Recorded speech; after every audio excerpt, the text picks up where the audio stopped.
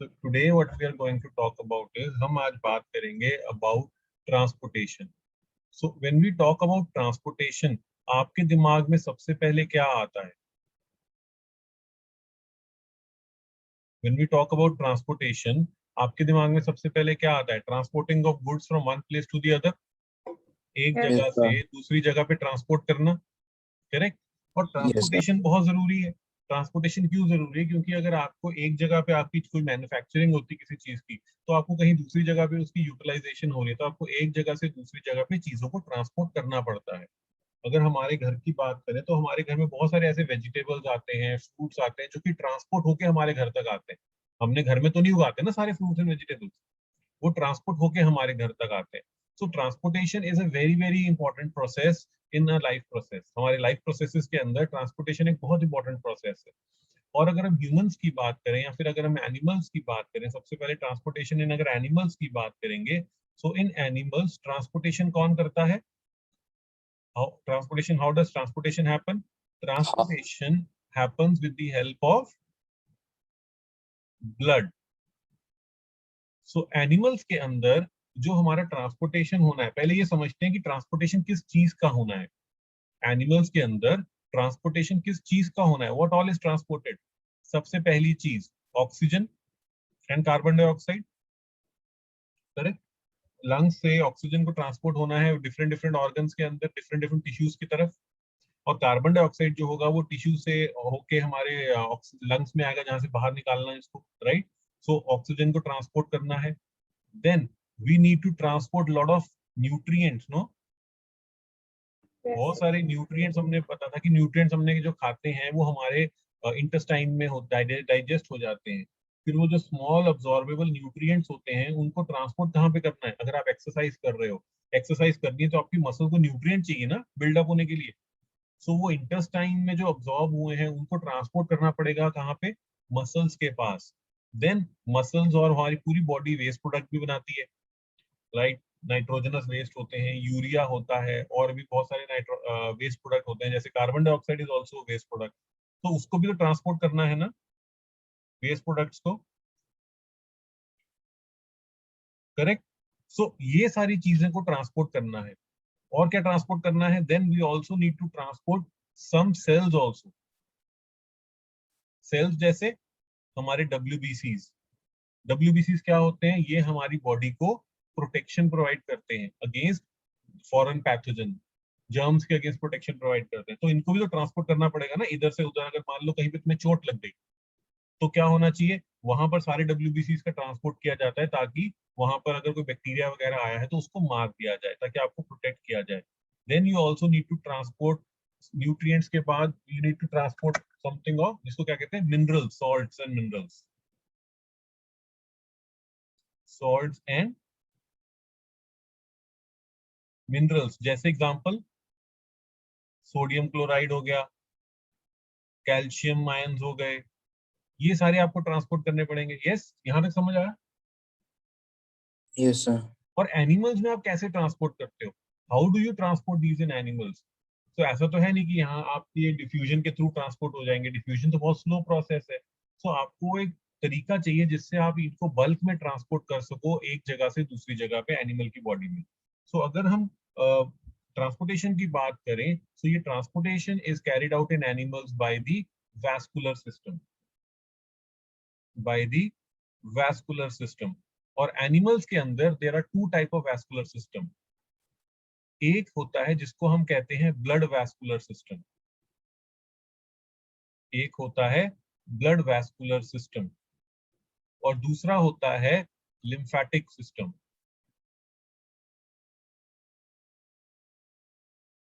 एक होता है ब्लड वैस्कुलर सिस्टम, दूसरा होता है लिम्फेटिक सिस्टम. सो हमारी बॉडी के अंदर जो ट्रांसपोर्टेशन होती है वो मेजरली इन्हीं दो सिस्टम के द्वारा होती है. एक ब्लड वैस्कुलर सिस्टम से होती है, दूसरी हमारी लिम्फेटिक सिस्टम से होती है. और अगर हम पहले ब्लड वैस्कुलर सिस्टम की बात करेंगे, ब्लड वैस्कुलर सिस्टम जो होता है हमारा, it is composed of mainly three parts. तीन कंपोनेंट्स होते हैं हमारे ब्लड वैस्कुलर सिस्टम के. सबसे पहला कंपोनेंट क्या होता है? सबसे पहला कंपोनेंट होता है blood vessels, correct, blood vessels होनी चाहिए ना ब्लड वैस्कुलर सिस्टम में ट्रांसपोर्ट करने के लिए। दूसरा इंपॉर्टेंट कंपोनेंट होता है हमारा हार्ट। आपके पास ब्लड वेसल तो है, ट्यूब्स तो हैं जो पूरी बॉडी में रन कर रही हैं, और उन ट्यूब्स में पंप करने के लिए आपके पास हार्ट भी है, पंप हो गया जो कि हार्ट पंप करता है। और third important component is actually blood. तो ये तीन मेजर कंपोनेंट है ब्लड वैस्कुलर सिस्टम के, blood vessels, heart and the blood. यहां तक क्लियर हो गया? Yes, sir. Right? Yes, sir. तो ये बहुत इजी है, यहाँ तक मुश्किल तो नहीं है। अब ब्लड वेसल्स की अगर हम बात करें, सो ब्लड वेसल्स को भी हम डिवाइड कर सकते हैं। There are in our body, there are तीन टाइप्स ऑफ की ब्लड वेसल हो गई। कौन कौन सी होती हैं? One are called as artery, दूसरी होती है वेन्स, और तीसरी होती है छोटी छोटी capillaries. Arteries, veins and capillaries, right? Arteries क्या होती हैं? Arteries are the blood vessels which carry blood away from the heart. They carry blood away from the heart. Vein क्या होती हैं? They carry blood towards the heart. और capillaries क्या होती हैं? ये क्या करती हैं? ये बिल्कुल टिश्यूज के अंदर जाती हैं। तो हमारी जो आर्टरीज और वेन्स होती हैं बड़ी बड़ी ट्यूब्स होती हैं, और वो टिश्यूज में नहीं जा सकती। सो कैपिलरीज क्या करती हैं? They go directly into the tissues. So capillaries जो होती हैं दे कनेक्ट वेन्स और आर्टरीज को कनेक्ट करती है। So they are small tubes which enter into tissues. ठीक है? सो अगर हम इसको डिजाइन करें तो कैसा आएगा? लेट अस से जैसे हम पहले आर्टरी बनाते हैं, सो मेजर आर्टरी आएगी ऐसे, बड़ी आर्टरी एक आती है। जो मेजर आर्टरी होती है वो छोटे छोटे कैपिलरीज में डिवाइड हो जाती है। ठीक है? ये मेजर आर्टरी थी, ये छोटी छोटी कैपिलरीज में डिवाइड होगी। अब ये कैपिलरीज किसके अंदर एंटर करती हैं? ये कैपिलरीज एंटर करती हैं टिश्यूज के अंदर। ये हमारे टिश्यूज हो गए।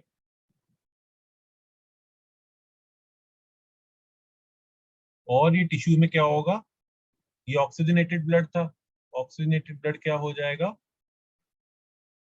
ऑक्सीजनेटेड टिश्यू क्या करता है? ऑक्सीजनेटेड ब्लड से क्या करता है? ऑक्सीजन ले लेगा, और वो ऑक्सीजनेटेड ब्लड क्या हो जाएगा? डीऑक्सीजनेटेड। और वो डीऑक्सीजनेटेड ब्लड जो है वो सारा मिलके क्या बनाता है? वेन बनाता है। यहां तक क्लियर है बच्चे? सबको समझ आ गया? Yes, sir. This is very simple यहां तक। सो एक बड़ी आर्टरी आती है, it breaks down into capillaries, and then capillaries form veins. So blood का फ्लो कैसे है? ब्लड का फ्लो इस तरह से है। I hope this is absolutely clear. Yes, sir. Right? So this is हमारा जो सर्कुलेटरी सिस्टम है, जो हमारा ब्लड वैस्कुलर सिस्टम है, it is composed of blood vessels, heart and blood. तो हमने पहले ब्लड वेसल्स की बात करी, लेकिन सबसे पहले what we need to talk about is we need to talk about blood. लेकिन हम अभी ब्लड वेसल्स शुरू करते हैं, तो ये कंप्लीट ब्लड वेसल्स। ठीक है? तो जो ब्लड वेसल्स होती हैं इनका मेन काम क्या होता है? ये ब्लड को एक जगह से दूसरी जगह लेके जाती है। So these are like tubes. जैसे हमारे घर में पाइप्स होते हैं ना, जो पानी को इधर उधर लेके जाते हैं। यस? इसी Yes, तरह sir. हमारी बॉडी के अंदर ब्लड वेसल्स हैं, जो कि ब्लड को पूरी बॉडी के अंदर हमारे लेके जा रही हैं, इधर से उधर लेके जाती हैं। अब दोनों ब्लड वेसल्स में थोड़ा डिफरेंस होता है। There is a difference between artery and a vein. So अगर हम बात करें कि आर्टरी क्या होती है, आर्टरी में और वेन के अंदर कोई फर्क होता है? यस, बिल्कुल होता है। सो अगर आर्टरी की बात करूं, सबसे पहला डिफरेंस ये होता है कि जो आर्टरी होती है ना, उसकी वॉल बड़ी थिक होती है। सो आर्टरीज जो होती हैं दे आर थिक वॉल्ड, और वेन्स जो होती हैं दे आर थिन वॉल्ड। ऐसा क्यों भला? ऐसा क्यों भला? बिकॉज जो हमारी आर्टरीज होती हैं वो कहाँ से आ रही हैं? वो हमारा जो ब्लड लेके आ रही है कहाँ से? डायरेक्टली हार्ट से ब्लड लेके आती है। तो हार्ट क्या करता है, डायरेक्टली आर्टरीज के अंदर ब्लड पंप कर रहा है। सो हार्ट क्या है, हार्ट एक तरीके से इमेजिन करो, heart is like a pump. वो पंप जो है वो डायरेक्टली उसके अंदर ब्लड पंप कर रहा है आर्टरीज के अंदर। सो क्या होगा, जो प्रेशर होगा it will be very high, yes और नो। Yes, sir. तो जो आर्टरीज के अंदर, क्योंकि because the blood heart is pumping blood directly into the arteries, तो जो प्रेशर होगा, जो ब्लड का प्रेशर होगा आर्टरीज के अंदर वो काफी हाई होगा, जिसकी वजह से आर्टरीज की वॉल्स जो होनी चाहिए वो काफी थिक होनी चाहिए। सो अगर मैं एक आर्टरी को काट के दिखाऊं तो कैसी दिखेगी आर्टरी, ऐसी दिखेगी, ये देखो। So if I cut N artery का सेक्शन काट के दिखाएं, सो आर्टरी आपको ऐसे दिखेगा, ये थिन ल्यूमन होगा उसका, और उसकी बहुत ही थिक वॉल होंगी, ये उसकी थिक वॉल है आर्टरी, ठीक है। उसका ये ल्यूमन देखो कितना पतला है। लेकिन अगर वेन देखोगे, वेन उसकी कॉन्ट्ररी, वेन की जो वॉल होती है बड़ी थिन होती है, और ये वेन का ल्यूमन होता है ऐसे। देखो वेन का ज्यादा बड़ा है ना ल्यूमन। ल्यूमन पता है क्या होता है? No, sir. नो, तो पूछो फिर what is lumen. Lumen is जो अंदर वाली स्पेस होती है उसको हम ल्यूमन कहते हैं, this is called as lumen, this is called as lumen, ये ल्यूमन है। और ये क्या है, ये इसकी सेल, ये इसकी वॉल है, ये इसकी वॉल है। सो अब मुझे बताओ आर्टरी की वॉल ज्यादा थिक है या वेन की वॉल ज्यादा थिक है? आर्टरी की वॉल Artery. ज्यादा मोटी है या वेन की वॉल? आर्टरी की वो मोटी है ना ज्यादा। Yes, sir. क्यों? क्योंकि आर्टरी में हार्ट जो होता है वो डायरेक्टली ब्लड पंप कर रहा है, जिसकी वजह से there is high pressure in the arteries. तो इसलिए आर्टरी की वॉल्स को ज्यादा थिक होना पड़ता है टू प्रोटेक्ट करने के लिए कि आर्टरी कहीं रप्चर ना हो जाए, ठीक है। और वेन्स में तो प्रेशर हार्ट से तो नहीं आ रहा है, वेन तो हमारी टिश्यू से ब्लड को लेके जा रही है हार्ट की तरफ, तो उनके अंदर जो होता है ब्लड बहुत स्लोली स्लोली फ्लो करता है, तो उनके अंदर इतना प्रेशर नहीं होता, इसलिए उनको इतनी मोटी वॉल की जरूरत ही नहीं होती है, करेक्ट। दूसरा एक बहुत इंपॉर्टेंट पॉइंट, जो आर्टरी होती है इसके अंदर जो वॉल्स होते हैं दे आर एब्सेंट, लेकिन वेन के अंदर वॉल्स जो होते हैं they are present. Now what are valves? Valves क्या होते हैं कि अगर इमेजिन करो ये एक पाइप है, दिस इज अ पाइप, इसके अंदर जो ब्लड फ्लो कर रहा है वो इस तरफ फ्लो कर रहा है, करेक्ट। बट अगर बैक बैक फ्लो मार जाए तो क्या होगा? बैक फ्लो भी तो कर सकता है ना ब्लड। Yes, sir. यस। तो बैक फ्लो को आप कैसे प्रिवेंट करोगे? सो बैक फ्लो को प्रिवेंट करने के लिए क्या होता है, वेन्स के अंदर, वेन्स के अंदर एक वॉल्स होते हैं, मसल का टिश्यू होता है, ऐसे वॉल्स होते हैं। तो जब कभी भी फ्लो एक तरफ, ताकि वो फ्लो जो है वो एक ही डायरेक्शन में हो जाए, सो अगर हम वॉल्स बनाएं, सो वॉल्स जो है वो समथिंग लाइक ऐसे बनेंगे, तो ऐसे वॉल्स हैं वो।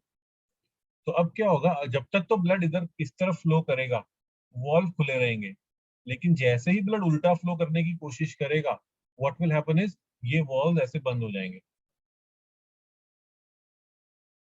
करेक्ट। सो वॉल्स का फंक्शन क्या होता है, they they make sure that the blood flows only in one direction.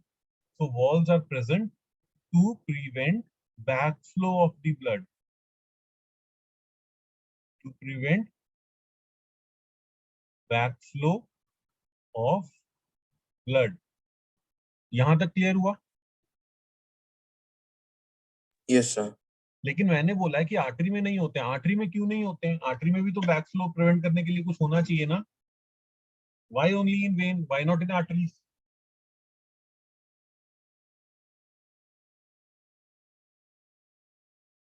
इसका मेन रीजन ये है कि अभी बोला मैंने, आर्टरी के अंदर क्या होता है, हार्ट जो होता है डायरेक्टली पंप कर रहा है ना आर्टरी के अंदर, सो आर्टरी के अंदर प्रेशर से आ रहा होगा ब्लड, यस और नो। Yes, sir. तो जब प्रेशर से आ रहा होगा ब्लड, तो क्या ब्लड वापस जा पाएगा? No, sir. तो जब पंप के साथ आपने डायरेक्टली कनेक्ट किया हुआ है आर्टरी को, और पंप इस बहुत प्रेशर से पंप हो रहा है ब्लड अंदर, तो ब्लड कभी वापस जा ही नहीं पाएगा ना, क्योंकि उसके अंदर तो प्रेशर से पंप हो रहा है।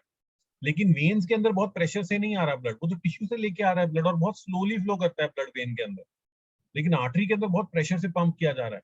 सो आर्टरी के अंदर वॉल्स की जरूरत ही नहीं है, क्योंकि ब्लड वापस जा ही नहीं सकता, क्योंकि पीछे से बहुत प्रेशर से ब्लड आ रहा है। Correct? I hope this is absolutely clear. Yes, sir. ठीक है। And then the third difference is, arteries जो होती हैं they carry blood away from the heart, they carry blood away from heart, और वेन्स क्या करती हैं, they carry blood towards the heart.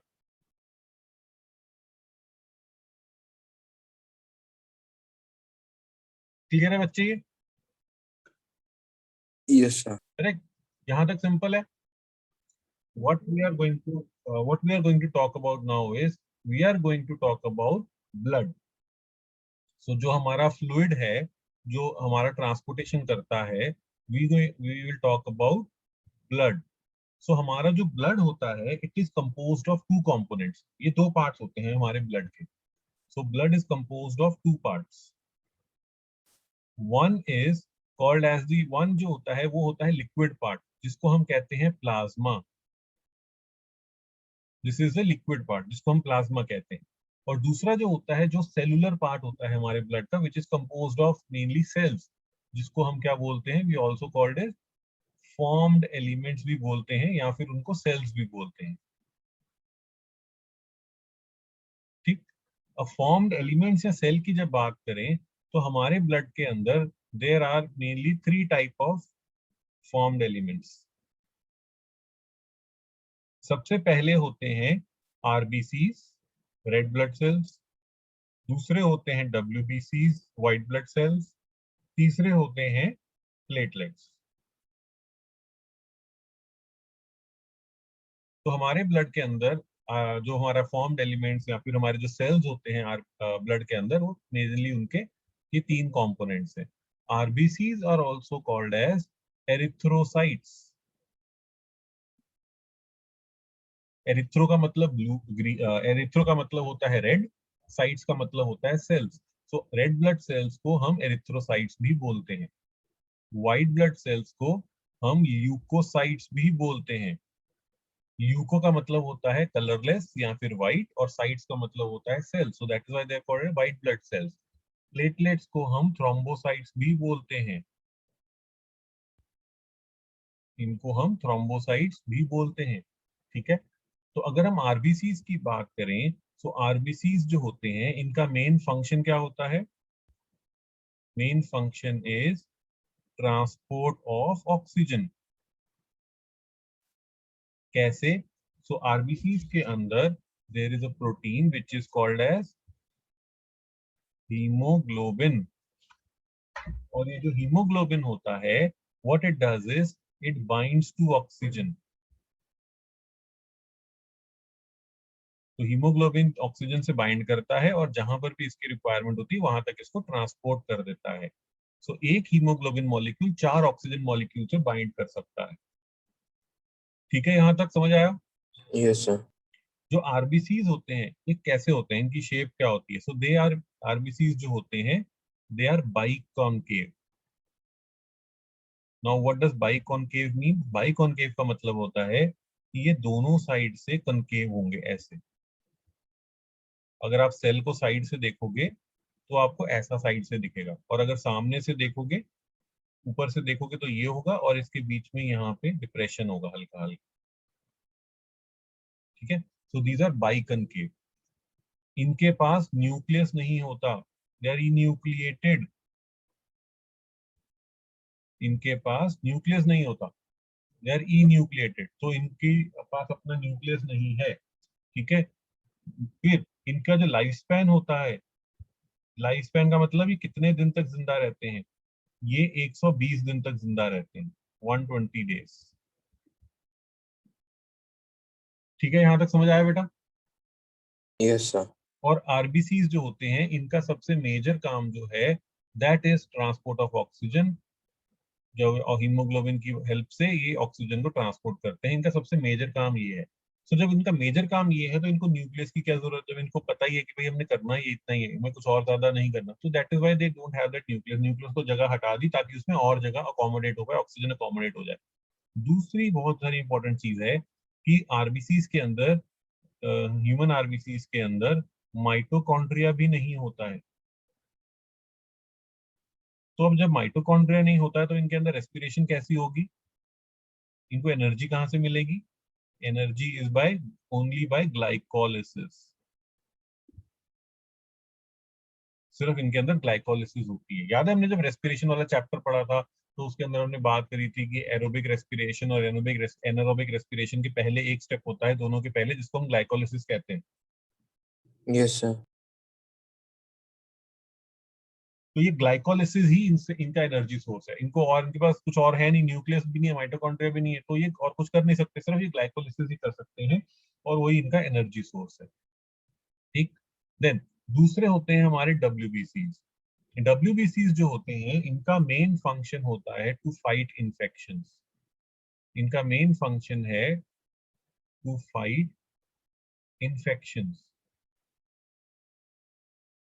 जो डब्ल्यूबीसीज होते हैं they provide immunity to our body.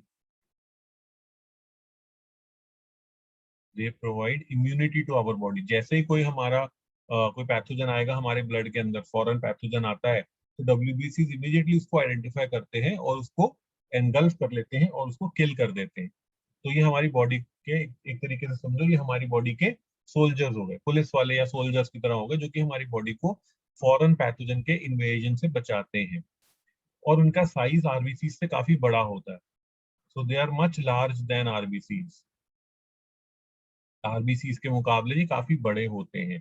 इनके पास अपना अपना न्यूक्लियस होता है। यस, इनके पास न्यूक्लियस भी होता है। और इनका लाइफ स्पैन कितना होता है? इनका लाइफ स्पैन जो हो सकता है, किसी किसी का कुछ महीने होता है, किसी किसी का कुछ साल होता है, तो इनका लाइफ स्पैन बड़ा वेरिएबल होता है। लाइफ स्पैन बड़ा वेरिएबल होता है, from few months two years. Clear है ये वाली बात? Yes, sir. ठीक है। दूसरे हो गए प्लेटलेट्स। प्लेटलेट्स या फिर इनको थ्रोम्बोसाइट्स भी कहते हैं। अब इनका मेन फंक्शन क्या होता है? अगर हमारी कभी कोई आर्टरी या कोई ब्लड वेसल है, या आर्टरी ले लो, वेन ले लो, या कैपिलरी ले लो, अगर कभी पंचर हो जाए तो क्या होगा? वहां से लीक होगा। अगर वो डैमेज हो जाए तो क्या होगा? वहां से लीक होगा, ब्लड लीक होगा, ब्लड Yes, sir. फ्लो होगा। तो क्या हमें फ्लो करते रहने देना चाहिए या उसको बंद करना चाहिए? बंद करना चाहिए। बंद करना चाहिए। तो उसको बंद कैसे किया जाए? सो इनका काम यही है। ये प्लेटलेट्स जो होते हैं they help in blood clotting. They help in blood clotting. तो जब कभी भी हमारी डैमेज होगी, कोई वेसल डैमेज हो जाती है, जब हमें चोट लग जाती है, हमारी वेसल वगैरह डैमेज होती है, तो ये प्लेटलेट्स या थ्रोम्बोसाइट्स क्या करते हैं, फटाफट वहां पहुंच जाते हैं और वहां पर जो डैमेज है उसको क्लॉट कर देते हैं, उसको वहां पे ब्लॉक कर देते हैं। वो जो होल हुआ है, जो डैमेज हुआ है, उसको क्लॉग कर देते हैं। राइट। तो ये प्लेटलेट्स जो होते हैं ये हमारी रिपेयर में हेल्प करते हैं। They help in the blood clotting. यहाँ तक क्लियर है? बिल्कुल easy. Yes, sir. And what about plasma? Plasma जो होता है it is the liquid part of blood. And what does it contain? It contains proteins. Plasma के अंदर क्या होगा? प्रोटीन्स होंगे, इसके अंदर कार्बोहाइड्रेट्स होंगे, लिपिड्स होंगे, एंड वाटर होगा। करेक्ट। और बहुत सारे न्यूट्रिएंट्स होते हैं। सो that is what plasma does. तो प्लाज्मा जो होता है ये लिक्विड पार्ट होता है जिसके अंदर बहुत सारे न्यूट्रिएंट्स, प्रोटीन, वाटर मॉलिक्यूल होते हैं। सो अगर आप एक ब्लड को टेस्ट ट्यूब में डाल के और उसको खड़ा रहने दोगे वैसे ही, तो वो क्या होगा, धीरे धीरे सारे सेल्स नीचे बैठ जाते हैं और ऊपर एक येलोइश कलर का, स्ट्रॉ कलर का फ्लूइड बचता है। तो plasma is yellowish straw coloured. Yellowish straw coloured fluid बचता है ऊपर, जिसको हम क्या कहते हैं? We call it plasma. ठीक है। So I hope this functions are absolutely clear. So we have understood about blood vessels के बारे में पढ़ लिया, हमने ब्लड के बारे में भी पढ़ लिया। अब हम पढ़ते हैं हार्ट के बारे में। So heart is one of the most important organs of our body. तो अगर हम हार्ट की बात करें, सो हार्ट का मेन काम क्या है? हार्ट का सबसे ज्यादा इंपॉर्टेंट काम जो है वो है ब्लड को पंप करना। सो हार्ट का जो फंक्शन है, function is to pump blood to different parts of the body. Yes. ठीक।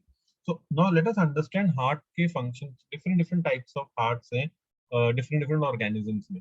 तो अगर हम सिंपल सा फिशेस से शुरू करें, अगर हम फिशेस से शुरू करेंगे तो फिशेस का जो हार्ट होता है, फिशेस का हार्ट इज 2 चेम्बर्ड. फिशेस के हार्ट के अंदर 2 चेम्बर होते हैं. तो हमारे हार्ट के अंदर जो भी हार्ट होता है ना, हार्ट के जो चेम्बर्स होते हैं उनको हम उनके फंक्शन के हिसाब से नाम देते हैं. सो हार्ट के पास हमेशा क्या होता है, एक चेम्बर होता है जिसको हम कहते हैं ऑरिकल. ऑरिकल या एट्रिया, ये क्या करते हैं, दे रिसीव ब्लड. ये हमेशा ब्लड को रिसीव करते हैं. ठीक है. दूसरा चैम्बर जो होता है उसको कहते हैं वेंट्रिकल. ये हमेशा ब्लड को पंप करते हैं. सो ऑरिकल ब्लड को हमेशा रिसीव करते हैं और वेंट्रिकल ब्लड को हमेशा पंप करते हैं, अपने से दूर भेजते हैं. ठीक. तो अगर फिश का हार्ट की बात करें तो फिश के हार्ट के पास केवल 2 ही चेम्बर हैं, मतलब एक ऑरिकल और एक वेंट्रिकल. सो फिश का heart so can be, auricle receive करता है पंप. ऑरिकल रिसीव करता है. ये देखो एरो से क्या पता लग रहा है, ब्लड इसके अंदर एंटर करेगा ऑरिकल के अंदर. और वेंट्रिकल क्या करता है, वेंट्रिकल ब्लड को पंप करता है, अपने से दूर भेजेगा. ठीक है. अभी यस एग्जांपल से सर. समझ आएगा. जैसे ये देखो, ये मैं अगर फिश का हार्ट बना रहा हूँ, फिश के हार्ट के अंदर क्या होता है, उसके हार्ट के अंदर 2 ही चेम्बर होते हैं. एक होता है ऑरिकल और एक होता है वेंट्रिकल. सो लेट अस से ये वाला जो चेम्बर है, दिस इज दी ऑरिकल और ये चेम्बर इज दी वेंट्रिकल. तो फिश के ऑरिकल के अंदर क्या होता है, जो हार्ट होता है फिश का, 2 चेम्बर है. तो उसके ऑरिकल के अंदर क्या होगा, जो भी ब्लड है, डीऑक्सीजनेटेड ब्लड है, जो पूरी बॉडी से डीऑक्सीजनेटेड ब्लड आया है, पूरी फिश की मसल से जो डीऑक्सीजनेटेड ब्लड है, वो ऑरिकल्स के अंदर एंटर करता है. तो फिश की बॉडी से जो ब्लड है, डीऑक्सीजनेटेड ब्लड है, वो ऑरिकल्स के अंदर एंटर करेगा पहले. All deoxygenated blood from the body of the fish comes into the auricle. Auricles के बाद वो कहाँ जाएगा, वेंट्रिकल में जाएगा. वेंट्रिकल के बाद, अब वेंट्रिकल किस में पंप करेंगे, डीऑक्सीजनेटेड ब्लड, जो वेंट्रिकल का जो डीऑक्सीजनेटेड ब्लड है वो कहाँ जाता है, it goes into the gills. Fish के गिल्स पता है ना आपको,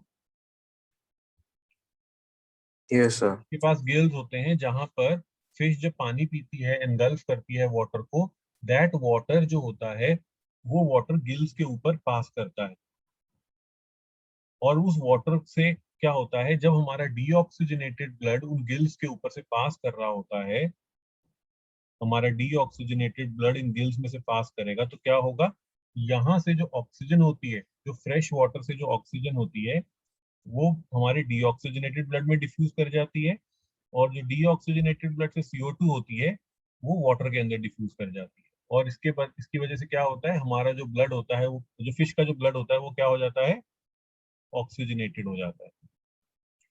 तो जो ब्लड गिल्स के बाहर निकल रहा है वो क्या है, ऑक्सीजनेटेड है. और फिर वो कहाँ जाएगा, वो फुल बॉडी पार्ट्स में जाएगा.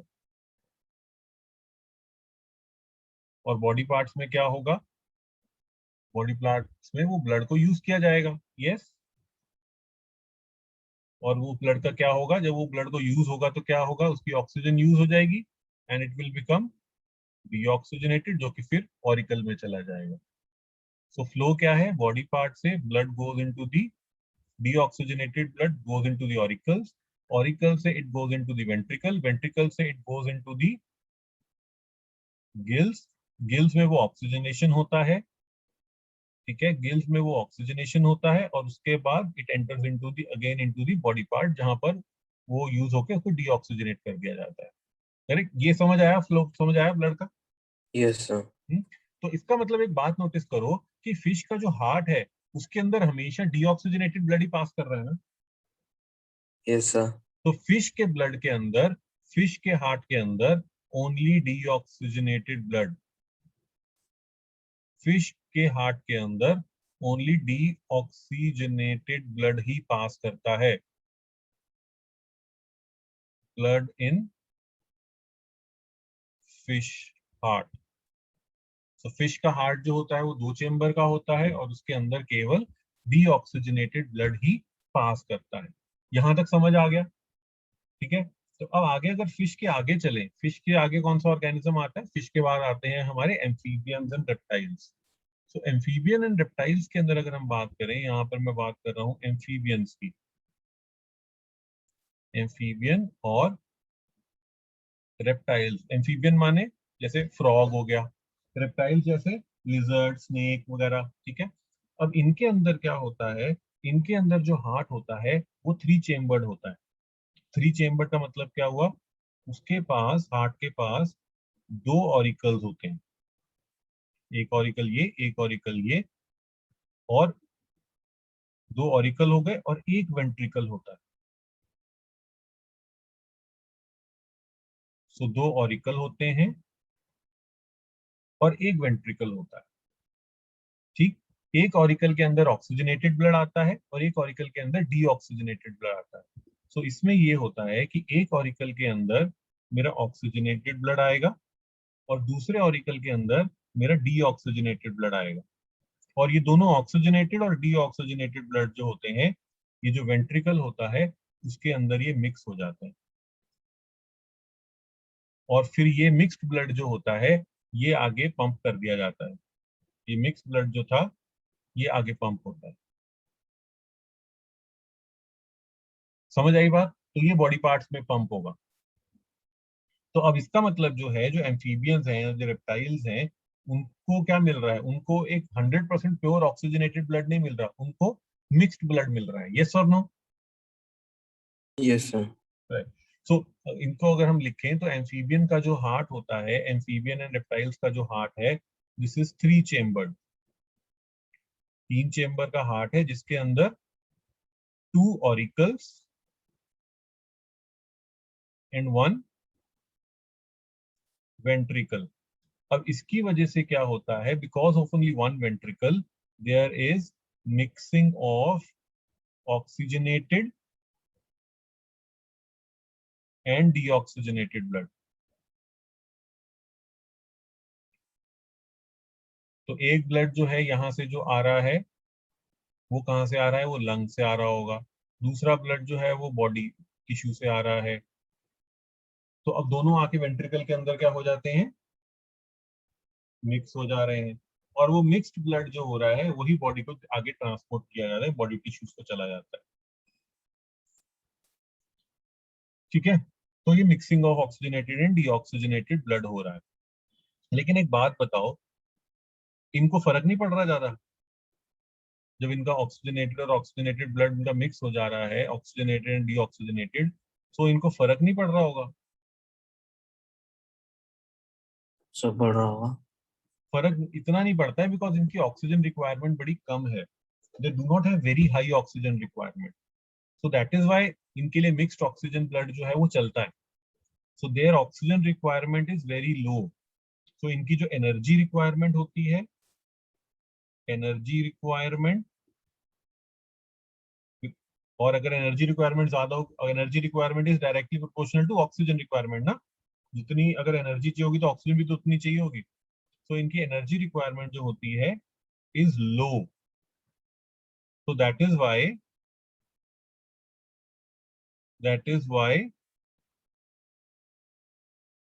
they can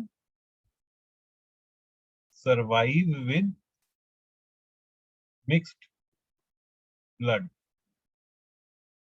समझ आई बात?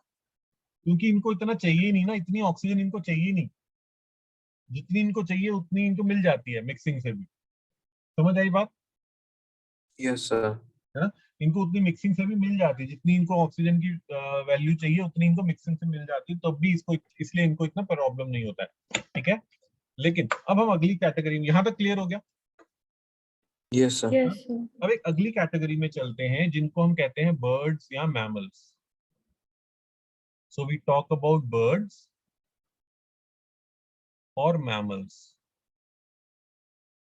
नाउ बर्ड्स एंड मैमल्स जो हैं, इनकी एनर्जी रिक्वायरमेंट ज्यादा होती है। क्यों ज्यादा होती है? क्योंकि अभी तक जो तुमने पढ़ा, ऊपर फिशेस पढ़ी, फिर तुमने एम्फीबियंस पढ़े, रेप्टाइल्स पढ़े, ये सारे जो होते हैं ना, ये अपना बॉडी टेम्परेचर कांस्टेंट मेंटेन करके नहीं रख सकते। इनको क्या कहते हैं? इनको कहते हैं कोल्ड ब्लडेड एनिमल्स। और बर्ड्स एंड मैमल्स जो हैं, these are called as warm blooded animals. तो वार्म ब्लडेड एनिमल कौन से होते हैं? ये वो नहीं होते जिनका ब्लड वार्म होता है। वार्म ब्लडेड एनिमल वो होते हैं जो अपना बॉडी टेम्परेचर मेंटेन करके रख सकते हैं। ठीक है, दे maintain a constant body temperature. मतलब अगर बाहर सर्दी है, अगर बाहर 10 डिग्री सेल्सियस है, तब भी तुम्हारा टेम्परेचर क्या होगा बॉडी का? 37 डिग्री। लेकिन अगर बाहर बहुत ज्यादा गर्मी है, 45 डिग्री सेल्सियस है अगर बाहर टेम्परेचर, तब भी तुम्हारी बॉडी का टेम्परेचर क्या होगा? 37 डिग्री सेल्सियस। तो तुम्हारे बॉडी टेम्परेचर चेंज नहीं होगा, बाहर जितना मर्जी चेंज होता रहे, लेकिन तुम्हारी बॉडी टेम्परेचर चेंज नहीं होगा। लेकिन रेप्टाइल्स और रेप्टाइल्स के केस में, एम्फीबियंस के केस में, और फिशेस के केस में क्या होता है, जो बाहर बॉडी का बाहर टेम्परेचर होता है, एनवायरनमेंट का जो टेम्परेचर होता है, उसी के हिसाब से उनकी बॉडी का टेम्परेचर चेंज होने लगता है। इसीलिए तुमने देखा होगा ना कि जो खास करके सर्दियों में तुम्हें घर में लिजर्ड्स नहीं मिलती है कभी भी, Yes, sir. क्योंकि वो कहाँ चली जाती है? वो हाइबरनेशन में चली जाती है, बिकॉज वो अपने वो उतने लो टेम्परेचर में सर्वाइव नहीं कर सकती। तो वो हाइबरनेट करती हैं, इनएक्टिव हो जाती हैं सर्दियों के मौसम के लिए, राइट। लेकिन बर्ड्स एंड मैमल्स तो सारे साल रहते हैं। ये वार्म ब्लडेड एनिमल्स हैं, ये अपने बॉडी टेम्परेचर को कॉन्स्टेंटली मेंटेन करके रखते हैं 37 डिग्री सेल्सियस, इररिस्पेक्टिव कि बाहर क्या टेम्परेचर है, उनको नहीं फर्क पड़ता। ठीक है ना, सर्दियों में भी तुम्हारा टेम्परेचर सेम ही रहता है ना? Yes, चेंज कर sir. लेते हो? सेम रहता है। तो ये सब करने के लिए, अपना बॉडी टेम्परेचर को कांस्टेंट मेंटेन करने के लिए एनर्जी भी तो लगेगी ना। सो इनकी जो एनर्जी रिक्वायरमेंट होती है, इनकी एनर्जी रिक्वायरमेंट जो होती है वो हाई हो जाती है। और जब एनर्जी रिक्वायरमेंट हाई है, तो इसका मतलब है इनको ऑक्सीजन रिक्वायरमेंट भी ज्यादा होगी।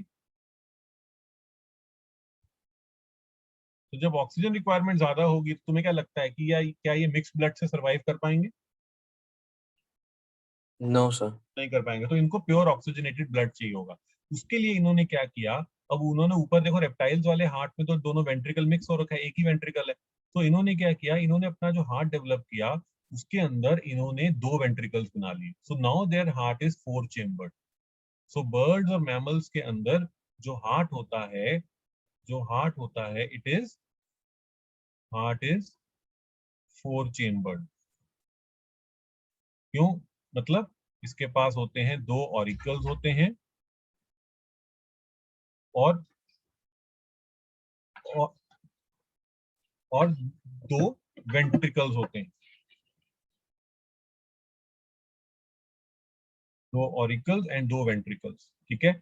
और ये दोनों एक दूसरे से सेपरेटेड होते हैं, ताकि ये सेपरेटेड होते हैं ताकि एक दूसरे के ब्लड मिक्स ना हो। सो अगर हम हार्ट का डायग्राम बनाएं, एक वर्टिब्रेट के हार्ट का, या फिर सॉरी, एक हम मैमल के हार्ट का डायग्राम बनाएं, फिश का, या सॉरी, बर्ड या मैमल का, तो उसका हम डायग्राम ऐसे थोड़ा सा रफ सा बनाते हैं।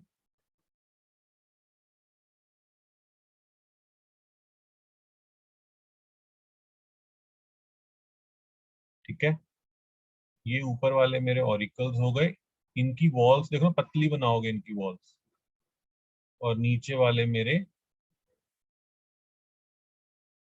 वेंट्रिकल हो गए।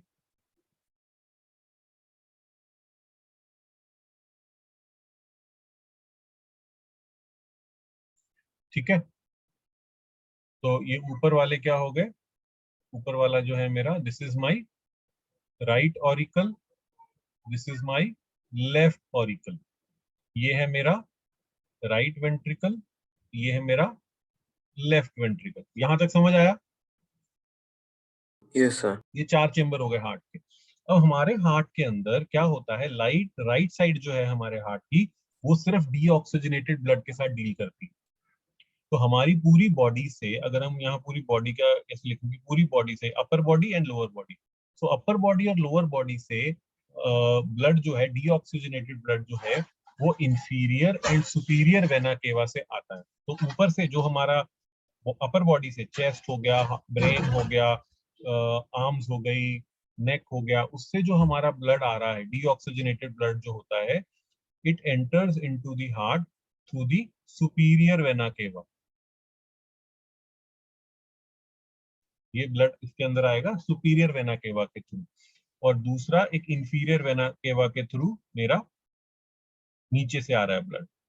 ठीक है, यहां तक समझ आया? Yes, hello, sir. तो ये ब्लड इस तरह से आ रहा है, ठीक है। अब ये जो ब्लड आ रहा है अंदर, अब मेरा राइट ऑरिकल पूरा रिलैक्स्ड है, ठीक है, ताकि ब्लड इसके अंदर पोर हो रहा है। तो कहाँ कहाँ से आ रहा है? ऊपर से ब्लड आ रहा है थ्रू सुपीरियर वेना केवा, और नीचे से आ रहा है इंफीरियर वेना केवा, ठीक है। अब इसके अंदर क्या हो गया? अब इसके अंदर मेरा ये डीऑक्सीजनेटेड ब्लड भर गया। अब ये डीऑक्सीजनेटेड ब्लड जो है, जब मेरा ये राइट ऑरिकल कॉन्ट्रैक्ट करेगा, पहले अभी तो रिलैक्स था ना ये, अभी ये रिलैक्स था, तो अब ये कॉन्ट्रैक्ट करेगा, तो सारा ब्लड कहाँ जाएगा? यहाँ पर आ जाएगा ना, राइट वेंट्रिकल में आ जाएगा, यस और नो? Yes, sir. तो राइट Yes, वेंट्रिकल sir. में आ जाएगा। अब राइट वेंट्रिकल में आने के बाद मेरा राइट ऑरिकल कॉन्ट्रैक्ट किया, तो सारा ब्लड राइट वेंट्रिकल में आ गया। अब क्या होगा? मेरा राइट वेंट्रिकल जो है वो कॉन्ट्रैक्ट करेगा, और ब्लड कहाँ जाएगा? राइट वेंट्रिकल जब कॉन्ट्रैक्ट करेगा तो मेरा ब्लड इस वेसल, ब्लड वेसल में चला जाएगा, जिसको क्या बोलते हैं? Pulmonary artery. तो ये वाली ब्लड वेसल में चला जाएगा, जिसको बोलते हैं पल्मोनरी आर्टरी। और ये कहाँ जाती है? ये जाती है टूवर्ड्स लंग्स, ठीक है। लेकिन एक बात बताओ, जब ये मेरा राइट वेंट्रिकल कॉन्ट्रैक्ट करेगा तो मेरा ब्लड वापस भी तो जा सकता है ऑरिकल के अंदर, यस? Yes, sir. तो उसको वापस जाने से रोकने के लिए ना, यहाँ पर भी वॉल्स होते हैं, राइट ऑरिकल और वेंट्रिकल के बीच में, देख रहे हो ये वॉल्स होते हैं, ताकि ब्लड वापस ना भाग जाए ऑरिकल के अंदर। तो ये वॉल्व कौन सा है? जो लेफ्ट राइट साइड पे ये जो वॉल्व है, इसको बोलते हैं tricuspid valve. This is called as tricuspid valve. तो ये जैसे ही मेरा वेंट्रिकल कॉन्ट्रैक्ट करता है ना, ताकि ब्लड को ये पल्मोनरी आर्टरी में भेज सके, इमीडिएटली मेरा ट्राइकस्पिड वॉल्व बंद हो जाता है, ताकि ब्लड जो है वो वापस ऑरिकल में ना चला जाए। यहां तक क्लियर है? Yes, तो sir. यस, या तो अब ये मेरा ब्लड यहाँ तक चला गया, लंग्स में चला गया। लंग्स के अंदर क्या होगा? उसकी ऑक्सीडेशन होगी, ब्लड की ऑक्सीडेशन। ऑक्सीडेशन का मतलब है ब्लड वहां पर ऑक्सीजनेशन होगा, ठीक है। तो वो ऑक्सीजनेटेड ब्लड जो है मेरी लंग से आता है, और it enters into my right auricle. कौन लेके आता है उसको? Pulmonary vein. This is called as pulmonary vein. तो पल्मोनरी वेन जो है वो ब्लड को लेके आती है राइट ऑरिकल के अंदर, लेफ्ट ऑरिकल के अंदर। अब लेफ्ट ऑरिकल के अंदर मेरा ऑक्सीजनेटेड ब्लड आता है, और फिर लेफ्ट ऑरिकल कॉन्ट्रैक्ट करता है किसके अंदर? लेफ्ट वेंट्रिकल के अंदर ब्लड चला जाएगा। और लेफ्ट वेंट्रिकल जब कॉन्ट्रैक्ट करेगा तो ये ब्लड किसके अंदर जाता है? एक ब्लड वेसल होती है यहाँ पर, इसको बोलते हैं अयोटा। वो अयोटा कहाँ लेके जाती है ब्लड को? वो ब्लड को पूरी बॉडी में लेके जाती है। तो ये ब्लड अयोटा के अंदर चला गया। ये क्या है? मेरी अयोटा। तो लेफ्ट वेंट्रिकल से ब्लड कहाँ पे जा रहा है? अयोटा के अंदर, जो कि फिर पूरी बॉडी में सप्लाई करती है ब्लड। यहां तक क्लियर हुआ ये वाली बात? Yes, sir. ठीक है। और सेम कंसेप्ट यहाँ पर भी लगेगा बेटा। यहाँ पर भी सेम कंसेप्ट लगेगा कि अयोटा में जब ब्लड पंप करा होगा तो ब्लड वापस भी तो जा सकता है लेफ्ट ऑरिकल के अंदर। सो लेफ्ट ऑरिकल के अंदर वापस ना जाए, इसलिए यहाँ पर भी वॉल्व होते हैं। इस साइड के वॉल्व को क्या बोलते हैं? Bicuspid valve. इसको बोलते हैं बाइकस्पिड वॉल्व, ठीक है। या फिर इसको मिट्रल वॉल्व भी बोलते हैं।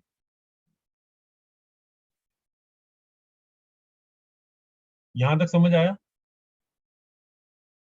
सो अब एक बात ध्यान दो। अब मैं पूरा वैसे बता रहा हूँ। सो अब हार्ट बीट कैसे चलती है ना? अब देखो, मेरा हार्ट पूरी तरह रिलैक्स्ड है। रिलैक्स मतलब मेरे दोनों चारों चेम्बर्स जो हैं, ऑरिकल और वेंट्रिकल, चारों के चारों रिलैक्स्ड है। Now what will happen is, सबसे पहले मेरे ऑरिकल्स जो रिलैक्स्ड हैं उनके अंदर ब्लड आ रहा है, ठीक है। लेफ्ट साइड में कहाँ से आ रहा है? पल्मोनरी वेन से आ रहा है ऑक्सीजनेटेड ब्लड। और राइट साइड में कहाँ से आ रहा है? सुपीरियर और इंफीरियर वेना केवा से डीऑक्सीजनेटेड ब्लड आ रहा है। तो दोनों ऑरिकल्स रिलैक्स है। तो जैसे ही उनके अंदर ब्लड भर जाता है, वो ऑरिकल्स क्या करते हैं? कॉन्ट्रैक्ट करते हैं।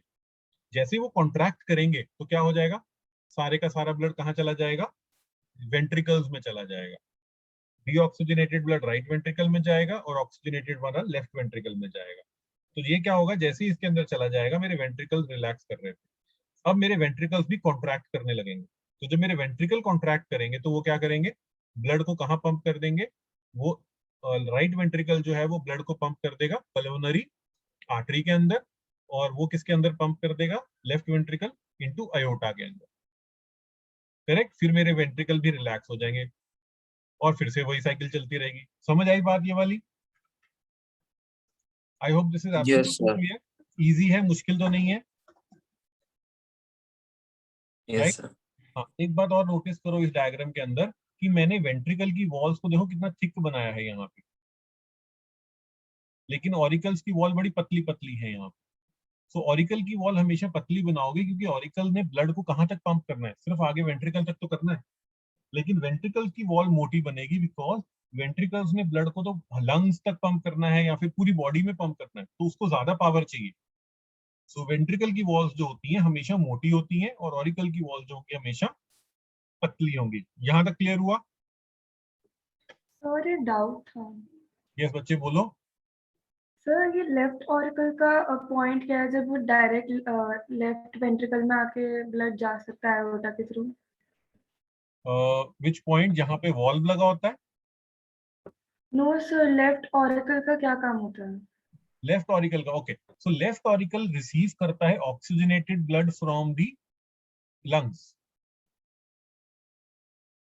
सो लेफ्ट ऑरिकल ये ऊपर जो है, it is receiving the oxygenated blood from the lungs. No, ये जो पल्मोनरी वेन है, ये पल्मोनरी वेन जो होती है ये क्या लेके आ रही है, ये ऑक्सीजनेटेड ब्लड लेके आ रही है ना लंग्स से। Yes, it is bringing the oxygenated blood from the lungs. तो वो ऑक्सीजनेटेड ब्लड को रिसीव करता है और उसके बाद फिर वो वेंट्रिकल उसको ब्लड को पंप करता है throughout the body. Okay sir. तो auricle is there to receive the oxygenated blood and ventricle is there to pump the oxygenated blood. Okay Correct? So अब इसके अंदर एक इंपॉर्टेंट बात ये है कि जो हमारा हार्ट के अंदर जो ब्लड फ्लो कर रहा है वो दो जगह से, दो अलग अलग सर्कुलेशन पाथ चल रही है। So if I right my heart, यहाँ पर मैं हार्ट लिखता हूँ। सो हमारे हार्ट से जो ब्लड फ्लो कर रहा है, डीऑक्सीजनेटेड ब्लड है, it goes into what, it goes into the lungs. Yes, तो देयर इज, और एक है हमारी बॉडी टिश्यूज की बात करते हैं।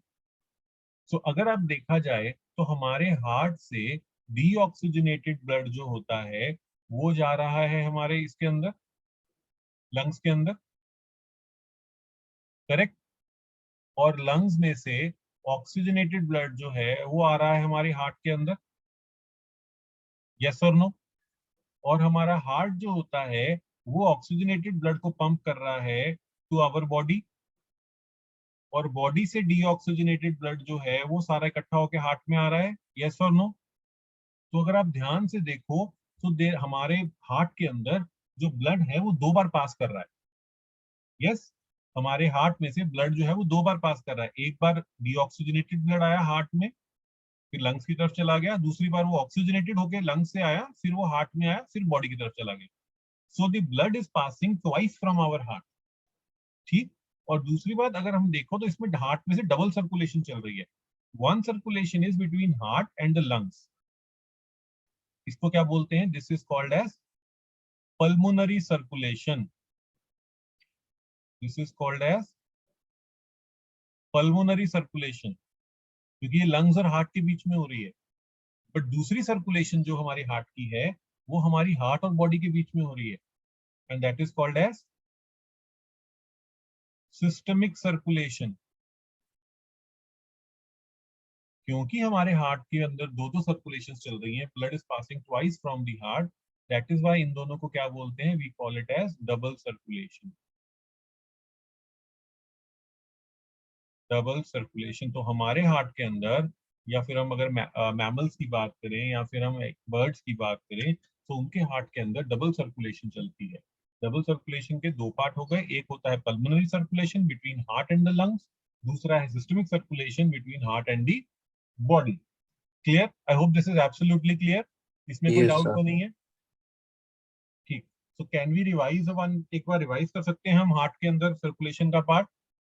सो अगर लेट Yes. से आई से कि मैं बॉडी की बात करता हूँ, हमारी बॉडी से डीऑक्सीजनेटेड ब्लड जो है वो कहाँ पर आएगा? डीऑक्सीजनेटेड ब्लड विल हार्ट के अंदर कहाँ पर आता है, वो कौन से उसमें आता है? Right auricle. Correct, deoxygenated blood जो होगा it will enter into the right auricle, right atria, इसको एट्रिया बोलते हैं, सिंगुलर में एट्रिया बोलते हैं। सो एट्रिया से कहाँ जाएगा blood? Into the right Right ventricle. Ventricle, right went, और ये यहाँ पर क्या चेक होता है? यहाँ पर होती है tricuspid valve, tricuspid valve. Right ventricle से blood will go to lungs, Lungs. Lungs में से वो ऑक्सीजनेट हो जाएगा and it will go to left atria, और किसके थ्रू जाता है ये? Pulmonary vein. और लेफ्ट एट्रिया से ब्लड कहाँ जाएगा? लेफ्ट वेंट्रिकल, लेफ्ट वेंट्रिकल से ब्लड कहाँ जाएगा? Into the body through aorta। समझ आया सर्कुलेशन ऑफ ब्लड हार्ट के अंदर? Yes, sir. ठीक है, सो this is what is circulatory system, या फिर हमारा ब्लड वैस्कुलर सिस्टम। जो हम ब्लड वैस्कुलर सिस्टम की बात करते हैं, जो ब्लड वैस्कुलर सिस्टम में ट्रांसपोर्टेशन की बात करते हैं, वो ये। आई hope this is absolutely clear.